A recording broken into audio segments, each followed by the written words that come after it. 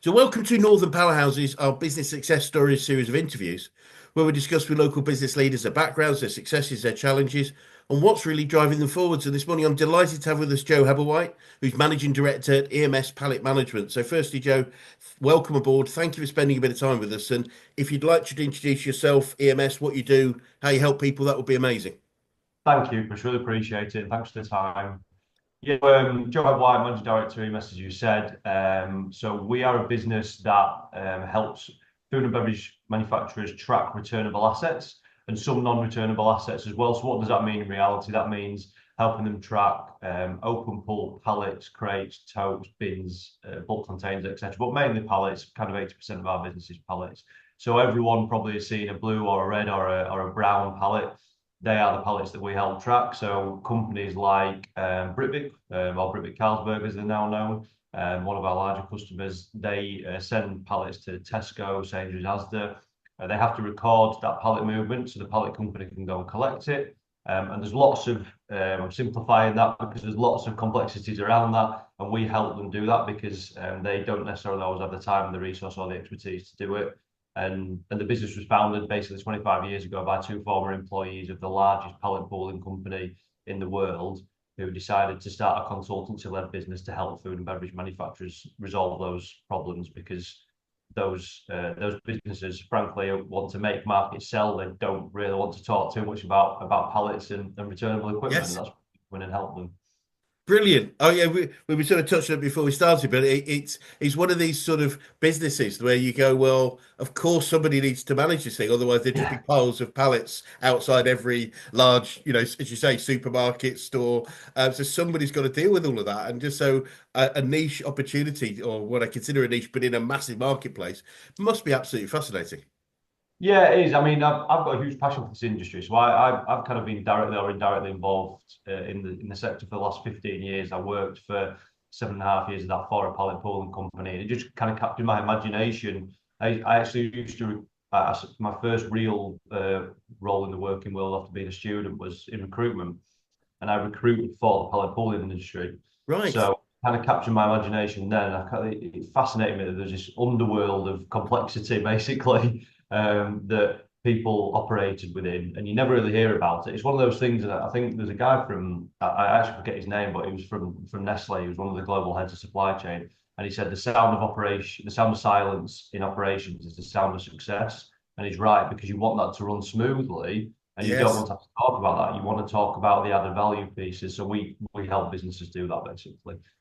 So yeah, the passion for it is based around the complexity and the nuances and just things that you wouldn't expect to be talking about on a day-to-day basis. We have conversations about how long nails are in pallets, right the way through to helping people and advising people on their international tenders and potentially changing supplier. So it's a whole host of strategic conversations right the way down to fairly basic operational ones too. Incredible. I mean, really fascinating. Yeah, it's one of, as you say, it's one of these sort of hidden things. It's not without it, businesses wouldn't operate, but they want to talk Yeah, about what they do. yeah, It remind and what you're saying about running smoothly silently. I remember my previous business was primarily in computer systems oh and yeah, software programs, and I remember saying we were talking about the support contract, the support maintenance contract with the software because it was that's often sort of mm, a quarter of the third of the price of the software is that ongoing, and yeah, and I said I remember somebody and I can't remember exactly how it went, but I said to them, look, our goal is you'll wonder in a year why you're paying for it because we'll be keeping it working in the background, so you never yeah, have to worry about it. But you yeah. will question it. And I remember that particular client ringing me up 12 months later. He said, I got the invoice in, and I started to think, why are we paying for it? Because the computers never go wrong. And then I realized what you said, and it was a bit of foresight. I won't not claim any great clever thing, but it was like, yeah, you'll be wondering why because we do such a good job keeping it running Yeah, that you'll never know there's a problem. that's the thing for us. I think, I mean, the thing when we always sort of 6 or 7 times a year, so we've got about 130 customers. 6 or 7 times a year, we have a new person within our customer base, a procurement stakeholder that comes into those businesses and says, looks down the list of suppliers, says, "Hang on a minute, why are we paying someone to manage pallets? Because we've not had that experience in Yes. their business." So we have to justify our cost, and we do that all the time and pretty regularly. And we never have a problem doing that because of the service levels and the Yep. way we provide the service. So it's a pretty clear return on investment. And we always say, look, we pay for ourselves in the first year and we keep delivering on that. So our goal is to deliver in that first year and hit that return on investment value and then demonstrate why we're a long-term partner. And we've got an extremely sticky customer base, got like 99% customer Oh, retention over wow. years. So we don't really lose many customers. And that's because of the service levels that we strive to keep. And that really comes from the owners of the business who I've taken on the day-to-day running from. Their mentality has always been service first, customer first, which is one of our core values. If you say you're going to do something, make sure that you do it. And Yeah. it's really differentiating ourselves through service is the key. Brilliant. Absolutely love it. And it brings to mind that there's a story, and I don't know if this analogy is relevant, but there's a story about, I think it was JF Kennedy, the president, going to the launch of the Apollo missions. Oh And yeah, they were going, and he was walking through all these amazing, they met the astronauts, met all these amazing scientists and engineers running all the panels. And then he met the janitor who was at that point cleaning the floors, and he's sorry, he was standing there, I think, with his mop and bucket. He wasn't actually in it. And oh the yeah, president said, "What are you doing?" And he said, "I'm putting a man on the moon." yeah, And it was just always a quite a famous story. And it was like, yeah, that I'm doing my bit, because without the place being clean and tidy, these guys wouldn't have been able to their bit, and the guys would get to move. So it's yeah. really fascinating when you find these things. But I mentioned it, called it a niche, but just give us the numbers. 130 clients, roughly. What sort of numbers are we talking about in terms of pallets? It's a big numbers, isn't it? Yeah, it's big numbers. So we control now in excess of 70 million pallet flows a year. So transactionally, that's more than 500 million transactions a year. So that's individual transactions. So what I mean by transaction is if a pallet so one pallet can be issued, it can then be transferred between internal locations. It can then go externally, and then there can be some other movements around it. So there's all those individual transactions add up to about half a billion a year, and we're controlling about 500 million pounds worth of asset as well. So the actual Wow. asset, what it's worth, because a pallet in the UK is worth roughly about 17 to 20 pounds. So obviously, you convert that into euro for European customers, and it's slightly more in the US. It's probably more like $40, something like that. So you think of all that value, and if those customers lose those pallets, what they're worth, and we're helping Course. customers avoid those costs by improving their tracking, essentially. Of And control. course, yeah. I mean, that is, yeah. When you put a pound value to that, that's a lot of asset, isn't it? Significant It's amount, yeah, significant amount. incredible. So you mentioned a little bit earlier, but tell us a little bit more about your background, how you got into business, and why this particular one for you. Yeah, so I worked in recruitment. Actually, I recruited for CHEP and LPR. So CHEP being the world's largest pallet pooling company, and LPR being Europe's second largest.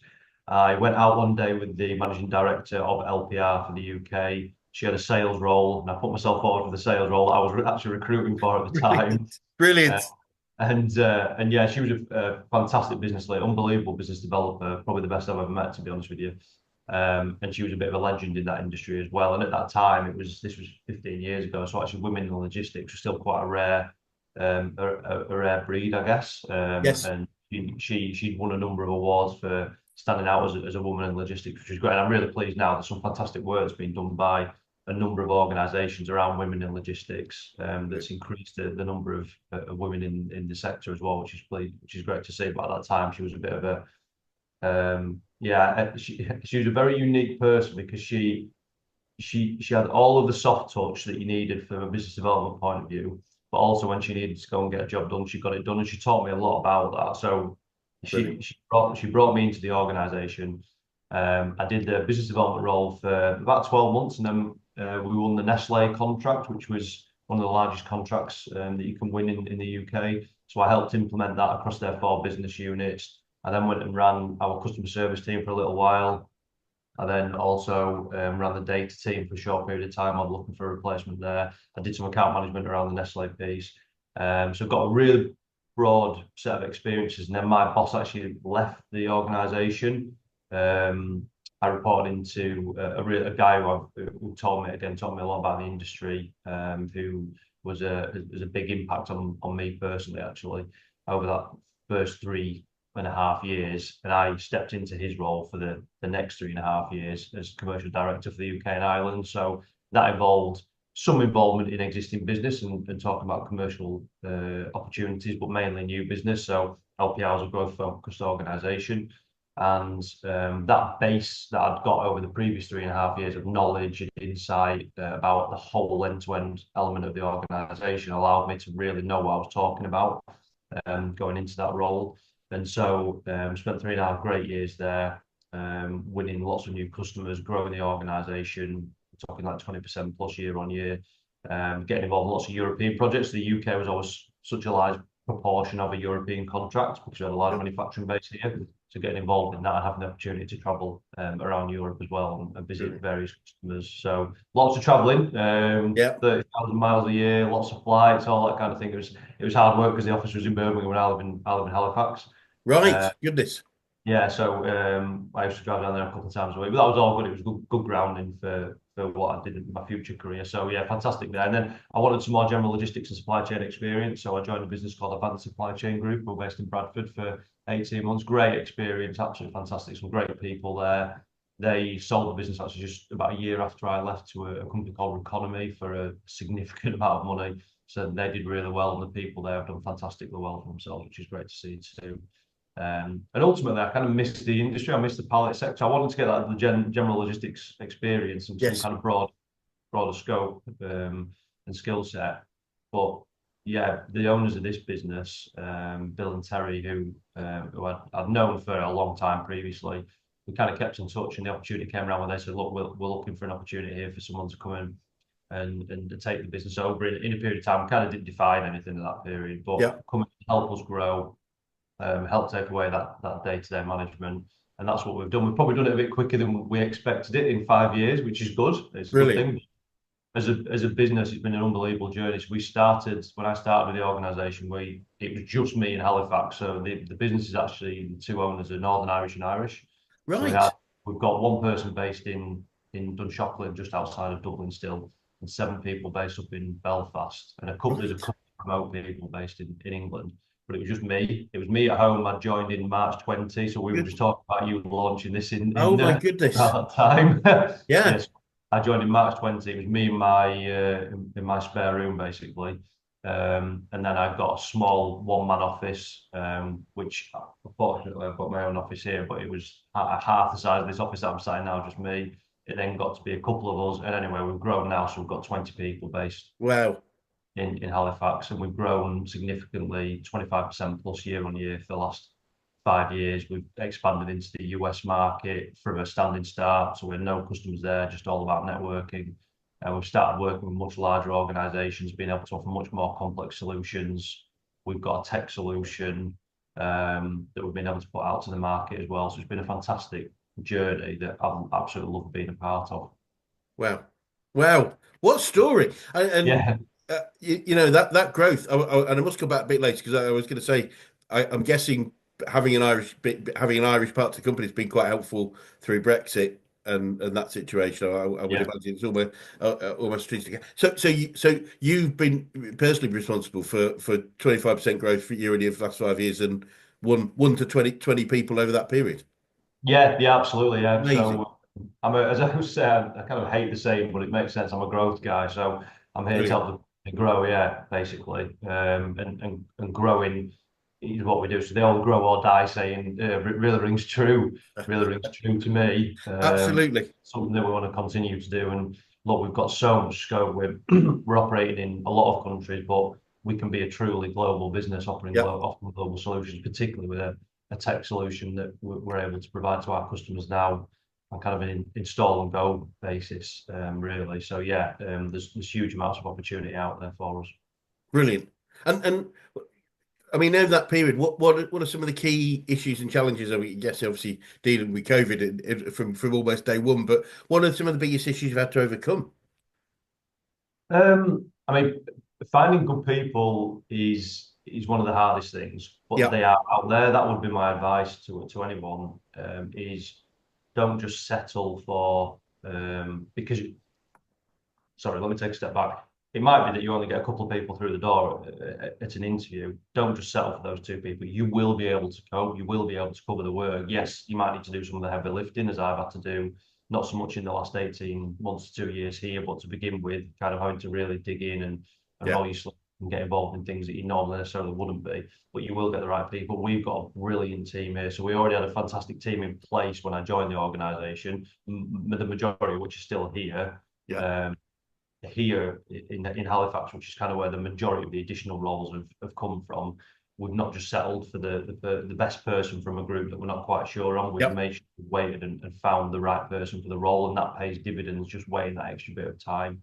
Brilliant. Uh, so that's probably been the biggest challenge because getting people through who think, oh, pallets, oh, it's just pallets in pallets. How it's going to be easy this? And you do get that, even if you tell them interviewing, they think it's going to be, and then they come in and you can see them after the first week drive across and they're not quite sure what to think anymore. But they come back, which is a good thing, and we generally have a really good retention rate on colleagues as well. So I think that's probably the biggest challenge. In terms of other things that we faced, to be honest, during COVID, we grew significantly. We actually grew through the last financial crash as well, back in the late noughties, because it's, I don't want to use the words recession proof, but there's a demand for services because we help people save money and support people through times where cost saving initiatives are a Yes. focus for organisations. Yep.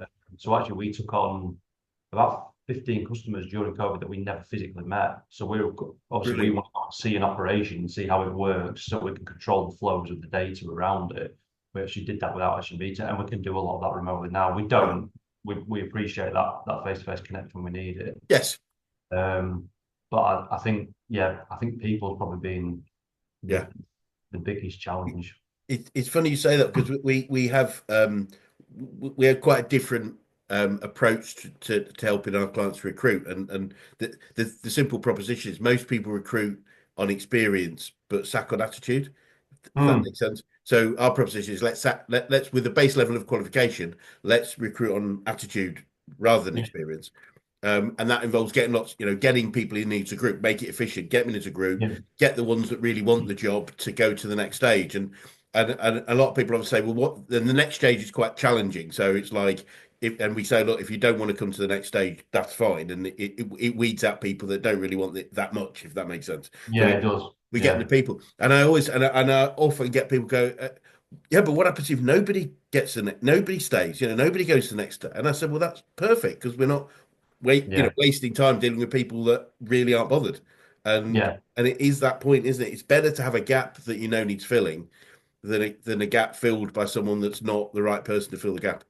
Yeah, I totally agree. I mean, ultimately here, people are our strength. So we've got some really clever tech things that we do here and around automation, etc. So I said this to you in the build up to this that we've kind of got this thing which is digitalization that supports human value. So we want a personal touch to all of our service, but we Brilliant. want to give our guys the tools Yeah. that mean that they don't have to spend loads of time on redundant practice, basically. So if they can spend less time looking at spreadsheets because the system can identify something for them, they can spend more time talking to our customer and adding value. That's Yeah. what we want to do, and we'll never lose that as a business. So people are absolutely our strength here, and the quality of the individuals we've got here is really high because of the recruitment process, because of the training process, but also the culture. We have a culture that comes down from the top, as I said, from the owners of the business about they really care about the individuals first of all. Brilliant. Uh, Culture that we have, but it's a culture of caring for each other, but also caring for the service of the customer, and that service being significantly high. And we really can't recruit an experience because it's such a small industry. I Yes. work for a pallet pooling company, but realistically, we're never really going to get anyone from any of those companies. One, because of location, because Yeah. obviously Yeah. we're in Halifax and the majority of those companies are based elsewhere, but also just because you won't get many applying because there's not that many people Yeah. out there. So I actually quite like bringing people from different backgrounds, maybe similar backgrounds like fleet management or telematics, that kind of Yes. thing. Yeah. I get that. Yeah. Yeah. But bringing a different perspective because they might come with different ideas and Yeah. fresh approaches, and that's what we're all about. Brilliant. Brilliant. So what obviously you said you're a growth man, which I love. It's definitely key center of my heart. But what would you say some of the keys to growing a business effectively, well, and at a reasonable pace? What are some of the things you'd suggest are the most important? Yeah, so I think I always have a joke with the guys that work directly for me. And to be honest with others, I never say no to anything. If a customer asks us to look at something, I never say no. Brilliant. So the first thing is if a prospect or a customer says, "Can you do this?" I won't say yes outright, but I might say, "Let us have a look at it, and we'll come back to you." Yes. Because it might be something we've never done before. It might be something that we're not sure of. But what we've got to remember is we're a small organisation working with the biggest brands in the world. So we're working with Envy, which is what used to be Johnson Johnson, Beiersdorf, Nivea, Carlsberg, Pepsi, all these large organisations, Coca-Cola, and we're a very small organisation that is frankly a very small kind of line on Yeah. their cost base in Yes. comparison. They're buying transport, if they're buying all this kind of thing, we're a service solution. So I always say yes as a way of trying to get our foot in the door. And actually, it might not be something we've done before, but it might be something that we'll look at to see actually can we provide some sort of solution. I'll give you an example. One of our customers asked us to look at gas tanks. We'd never touched it in a million years, so we'd never been anywhere near it. We didn't know anything about it, but the principles are kind of conceptually the same. So we got involved, we got our heads around it, and we actually provided a solution and some support to them, and that really added value to the relationship. So I would say it's about not saying no to anything and looking into everything that you can do. It's about doing what you say you're going to do. And I said that before from a customer service point of view, but from a prospecting point of view, if you say you're going to contact someone, contact them. If you say you're going to put presentations together, put the presentations together.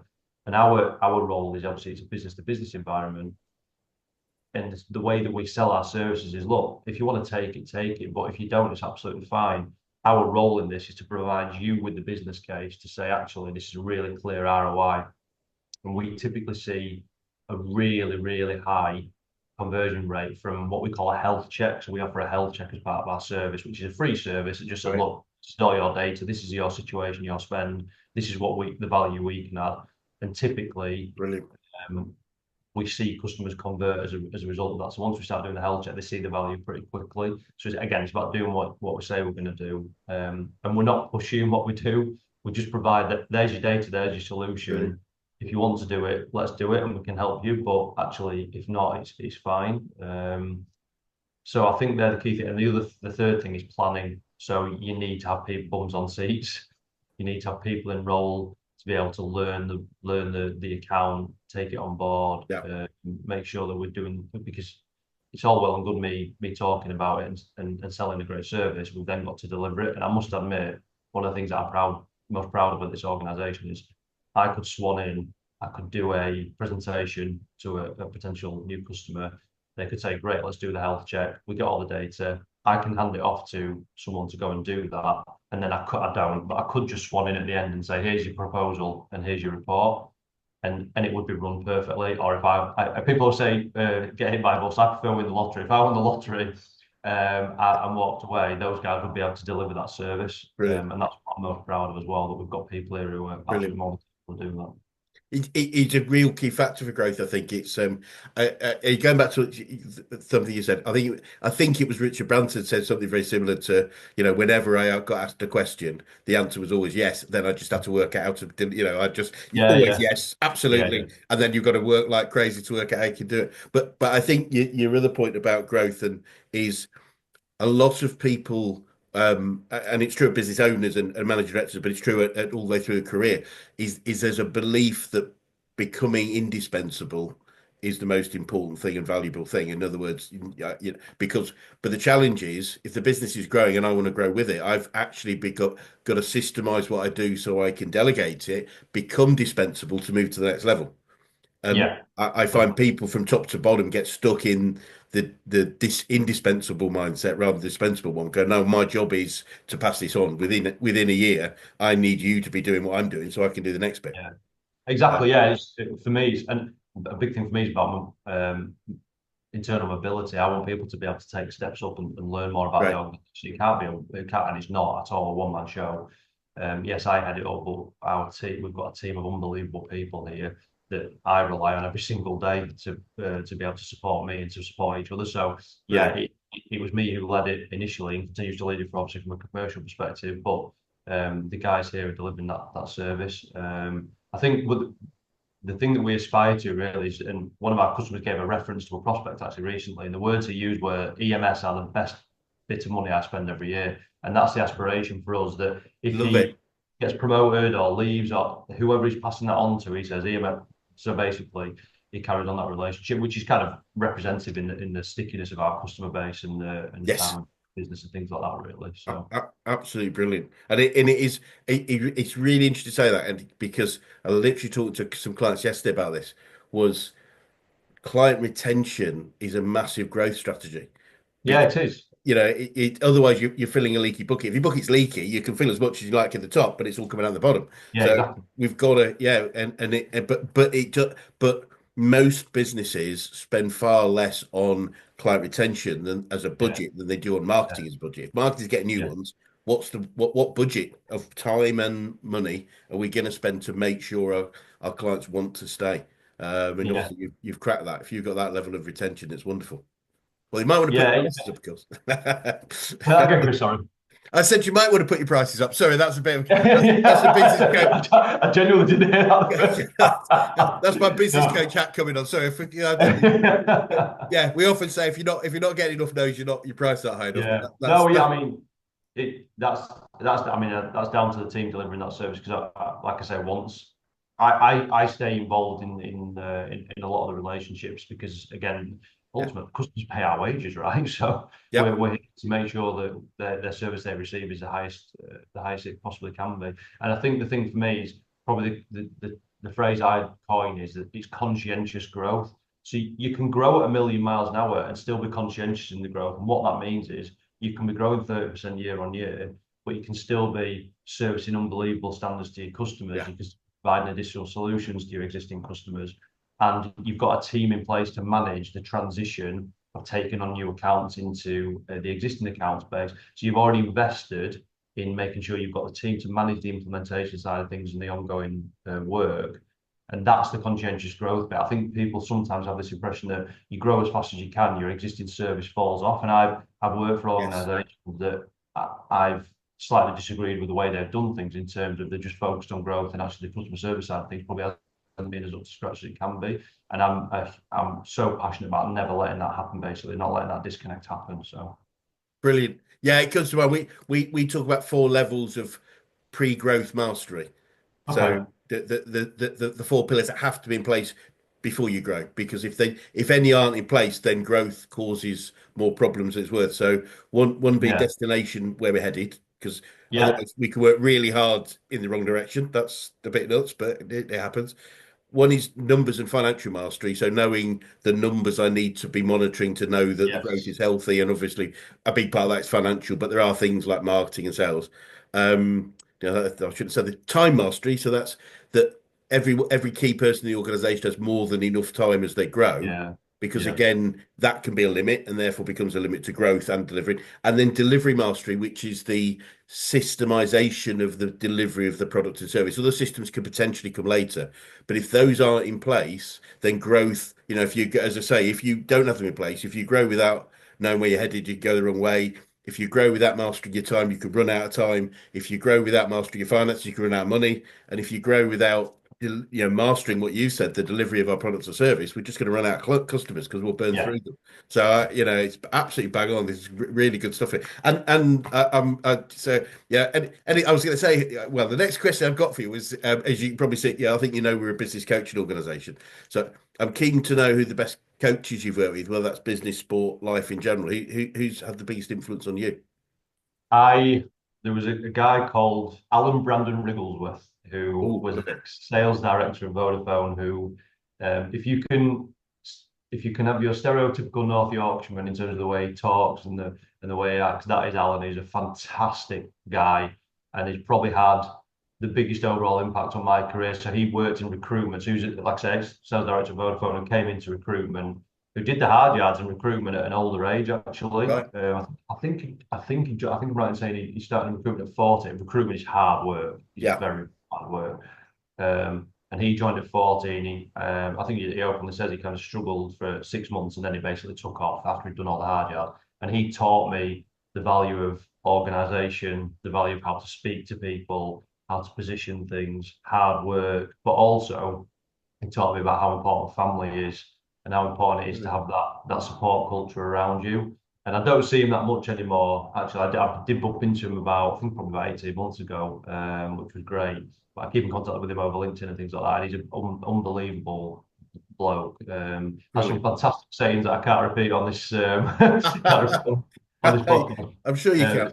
yeah, snippets of all sorts of bits and pieces. But his advice has been fantastic.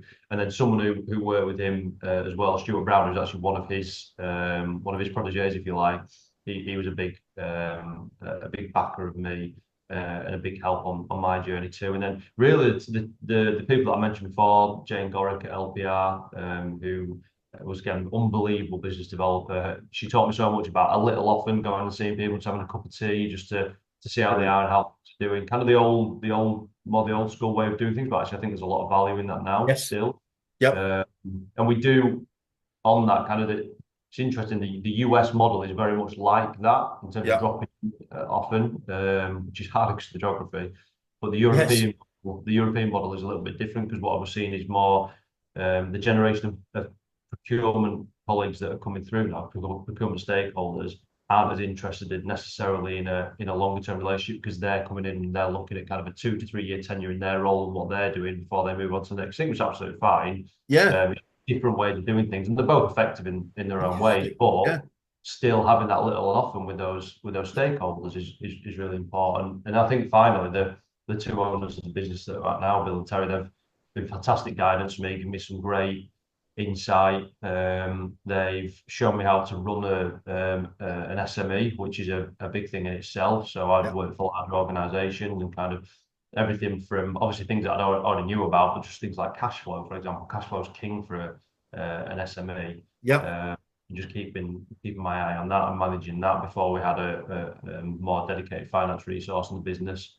Yeah, and they've been absolutely brilliant for me, and their industry knowledge and industry guidance as well has helped formulate the kind of the future of this business. So yeah, the biggest bit of advice I could give people is try and listen and soak up as much as you can from those that have been there and done it. So there's some people that I might have only taken 5% of what they've said because I thought that 95% of what they said isn't the best advice, but actually that 5% might be great. Whereas Yep. there's some people that have been totally the other way around. So it's about kind of making your own decision in your own way in life, I guess, but taking that on board and then trying to do some research and reading around it as well. So I listen to a lot of podcasts when I'm traveling around things that I'm interested in that are related to the business as well. Yes. So I'm doing some stuff on generative AI at the minute, which is everyone's favourite subject, all that Yeah. kind of stuff, how it can help us and how it can help our customer, and then things around positioning ourselves as more of as a software organisation, all that kind of thing. Really, it's about educating yourself to continue to elevate because when you're in my Fantastic. role, you work in long hours, Yep. and it's hard to find that time to personally develop and professionally develop. Yes. And so you've got to find the time to kind of do that when you're in Yep. the car or when you're on your way to work, whatever it might be.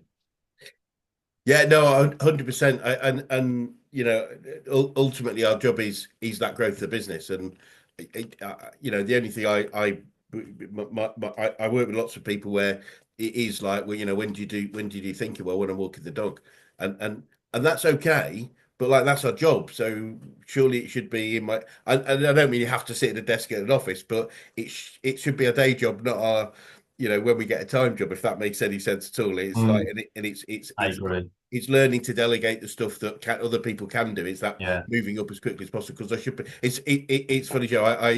I often, whenever I'm amongst a group of business people, I often go, "How would it feel to be able to sit back, put your feet on the table, and just think for like 2 hours?" And they all, and almost 99% of the people look at me like I'm an alien or something. And you go, that's our job. That's our job. It doesn't sound like it's, it feels like it's not our job, especially because most of the people work with the driven people. So it's like, no, I've got Yeah. to be doing something. I've got to be doing something. Yes, you've got to be thinking about the future of the business. So, it's fascinating. And it's very common with driven people. So you mentioned, obviously, we have quite a few mentors and influencers, and you did mention a few things. You're more than welcome. We can take the slight, whatever the right word is. If you've got any favourite quotes or sayings, doesn't matter if they've got a few rude words in them, but are there any that you catch yourself using on a regular basis? about business or success or I think, yeah, I'll avoid them because they are a bit out there. Those ones I mentioned before, they're a bit of an old school recruitment as it's well. all good. No, I think jokes aside, I think the one that I sort of seem to refer to the most, it's not what you do, it's how you do it. So if Right. you need to have a difficult conversation with someone, a customer, if you need to have a difficult conversation with one of their suppliers, obviously we help the customer control the report for the suppliers, the relationship and that kind of stuff. You can tell, and this was one of Alan Brandon Wrigglesworth's. He said you can tell someone that you love them, but if you say I love you, or if you say I really love you, it's two completely different ways of saying it. Yeah. So it's Really. about how you go about doing it and how you go about explaining it to someone. So if you've got to tell someone something that's not a great story, you give them early warning, you tell them what you want them to talk about before the conversation. You explain in the conversation, this is what we'd like to talk about, and this is the approach that we're going to take. And at the end of it, you say, actually, these are the solutions. We're a solutions business, so we always offer a solution at the end of it. And it might be a choice, so it might be up to them because let's say there's a cost to it, for example. We might say, right, there's a cost of X, which is less than the second option, but the problem with taking this option is Y and Z. It's about giving them that solution that works best for their business. So probably that, and then the big one for me, which comes from Bill and Terry, is if you say you're going to do something, Yeah. you do it. And I've mentioned that a couple of times, but that really is the key thing for me. So they're probably the two key Brilliant. things, and probably not quite a saying, but I want people to be empowered in what they're doing. So I Yeah. want them happy in what they're doing, Brilliant. and therefore we always, just as much as possible in the business, have direct conversation. Direct conversation doesn't mean having saying things in a not so nice way. It's just about saying how you feel and talking through it and find a solution. Because frankly, I've not got time. They've not got time to mess around and anything around that. And we operate in the same way with our customers. So if we need to tell them something, we'll go and tell them it Brilliant. because they need to know about it. But again, it's about how we do that on both levels. Yeah, no, that makes perfect sense. There's a really interesting book called Radical Candor. I don't know if No, you've I haven't. read, and that's a lady called Kim Scott, and the audiobook's got. I think you mentioned you read the audiobook's Yeah, great. yeah, It narrates it itself, and she says, part of the start, she says, what as I was growing up, I was taught the phrase, "If you can't say anything nice, don't say anything." yeah, yeah, yeah, And she said how unhelpful that is because sometimes we have to say things that aren't nice, but we can say them with duty of care. And the idea of radical candor is actively challenge where challenge is required. We've got to tell people the situation, but if it's done with I'm trying to think of the word she uses specifically but if you're doing it from a position of caring about deeply caring, I think she uses. If you deeply okay, care about the other person, then you're telling them something in the right way. I think it's exactly what you've just said yeah, it's got to be said, but we can say it in the right way. And it is talking about moving towards that where people need to know the situation, and not telling them is actually doing them a disservice. So whether it's yeah, a client or an employee or a supplier, if we're yeah, not doing it, then we're not helping and supporting them effectively. And it's just the way. Yeah, it's a really interesting book, and it's to say the audiobook I can recommend because it is quite the way. Yeah, when she talks about her own experiences of, I think there's a really good one, Early Doors, where she brought somebody on that they all thought was going to be brilliant, and he underperformed, but they didn't want to tell him because he thought he was doing great. And the day she sacked him, he said, "Well, why didn't you tell me? Because if I'd have known, I'd have done something about it." And it's yeah. it's I really actually I take that approach in different walks of life. So I coach. I've been involved with a local team here for many years. I stopped playing a couple of years ago, but I coach the reserve side at the minute. And one of the things when I took over, and there was another guy who did it with me, and I'd noticed is there wasn't enough direct feedback. So right. people were whispering or saying to me on the side like, "Oh, I should be doing that. I should be doing this. Should be doing this." And actually, just telling that person that's what they should be doing made them a better player and a better person. And that's what we do now. So if we need to tell someone something, we tell them directly. And it's not always the nicest thing to hear, Yeah. but it's about them building up, saying, right, we're telling you that because we want you to do this and this, which will make you a better player. So It's having that. I think it's having that bond of care and respect. I'm telling you this because I want you to be better, not because I want to yeah, hurt you or harm exactly. you or make Yeah, you feel bad. I just want you to do better. And in yeah. that context, it's fine. And talking about books or podcasts, have you got any favorite books or podcasts on business or success or growth that we've talked about? Oh, that is a good question. I mean, probably the answer is no, which is probably not what you would want to hear. No, no, it's okay. But yeah, it's. I think for me, I try and what I try and do is take. So I did journalism at university, which is a Right. complete sports journalism, which is completely different to what I'm doing now. Got some peers who did it and continued with it, which is great. But a lot of us didn't. I think we just most of us wanted to be kind of in Leeds and have a beer in our hand was kind of the philosophy behind. Um, so yeah, we what that taught me is to take views from a range of sources. So I try in Yes. everything I do to be as objective as possible, and how that relates to the podcast question or the reading that you talked about there is, I read sports books, I read biographies, I listen to Brilliant. things like the Business Money podcast, I listen to Good Bad Billionaire on the BBC, things that I'm interested in. Cycling, I'm big into cycling as well, so cycling podcasts, all that kind of thing about performance based. So the Jake Jake Support guy, Humphries. yeah, thank you, Yeah, the Jake. high High performance performance podcast. one. That's good. So I kind of listen to things like that, and I just take snippets. So I don't Yes. go out specifically and per se listen to any given one on business. But yeah, I take snippets from each of those as well. Brilliant. And to be honest with you, with the podcasting world, I also use it a bit as a bit of an escape. So talking Yeah. about this and this environment, you need to escape from it as well. The hours Yeah. that we work, and that's what again I talked a little bit earlier about support network and stuff. Having a great support network at home is a big thing, and also being able to go and escape when you need to escape and just take your brain away from it.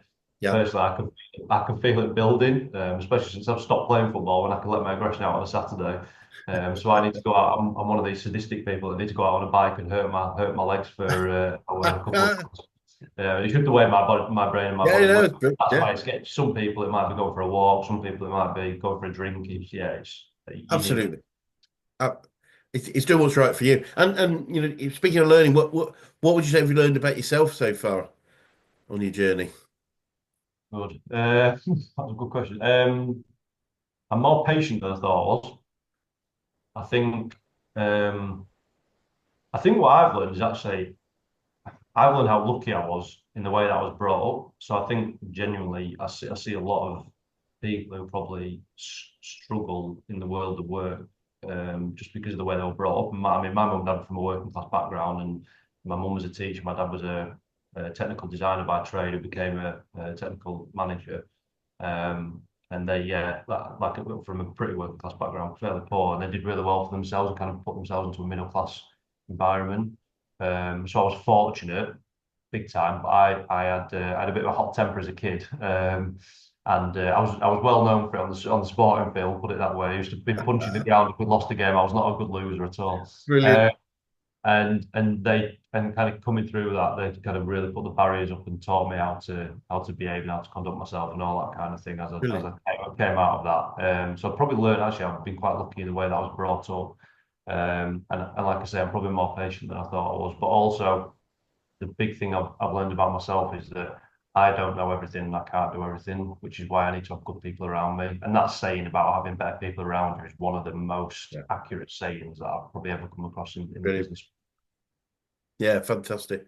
So looking forward then, Joe, what does the future look like for you guys, and what challenges do you think you might face, if any? So we're going to continue to grow. For us, it's about geographical expansion into new Right. markets, looking at Central and Southern America, China, India is a big emerging market. We want to Yeah. get into Australia, South Africa. There's all these countries. Product development. So I mentioned 80% of what we do is pallets. So Yes.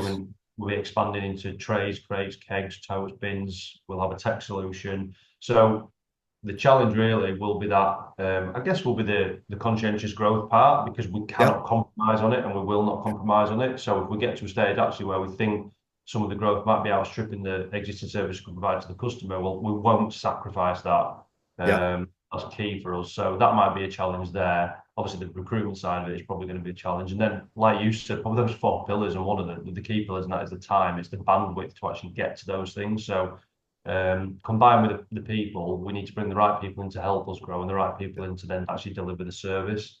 And having the time to go and deliver that is the big thing, I think, and the big challenge, really. So that's what the future holds. Kind of for us, we want to triple our revenue kind of over the next 5 years. That's the idea Brilliant. by providing different solutions than we Love it. are now, which is kind of our traditional solutions based. Love it. Absolutely brilliant. And final question, what would be the best advice you could give an 18-year-old you if you could go back in time and do that? Good question. I would say not. I genuinely not change anything. Have I got regrets? Of course, I've got regrets. Probably things that I've done as you do as a young man. But really, I worked really hard. That's probably one of the things I worked hard to get to where I am. I'll be honest. My mates were going out in the 20s and going out all weekend and doing things. I kind of stopped doing that in my pretty early 20s, to be honest, because I was traveling all week and working. Yeah, So yeah. I kind of sacrificed a bit of that personal side of things. But actually, the position I'm in now, compared to probably where they are, because a lot of them actually kind of restarted their careers actually in the late 20s. And they were perfectly happy and all that kind of good stuff, which is Yes. great. But I would probably not change anything because I've really enjoyed what I've done. Brilliant. And I would just say to that person, just do what you enjoy, find something you enjoy, go and do it, and work hard at it. And Alan used to say, if you work hard and you work honest, you will get the breaks. And he's right. You can only do everything right repetitively for so long before you get a break and Yeah. before you get an opportunity. Yeah, absolutely. That there is a big issue of valuing the effort we put in. It will come good at some point. Unfortunately, it's not directly related to 1 hour of hard work equals £1,000 or anything. Unfortunately it's like 10,000 hours of hard work might eventually Yeah, become. It's yeah. not direct. Brilliant. Well, Joe, it's been really fascinating to talk to you and very inspiring, I have to say. It's great to speak to someone that's so Oh, thank you. focused on achieving growth and looking to deliver more and I've no doubt you're going to hit those targets that you set for yourself. And for anyone that's watching would like to get in touch with you or your business, what would be the best way of doing that? Yeah, it's probably through the website actually. So emspalletmanagement.co.uk. So emspalletmanagement.co.uk or .com if you're listening to this from another country. And you can just use the contact space to get in touch there. And we'll get back to you straight away. Wonderful. Well, look, it'd be great to catch up again another 6 to 12 months to just see the next stage of what you're achieving. But for now, thank you so much. Brilliant. Thanks, Chris. Really appreciate it. Thank you.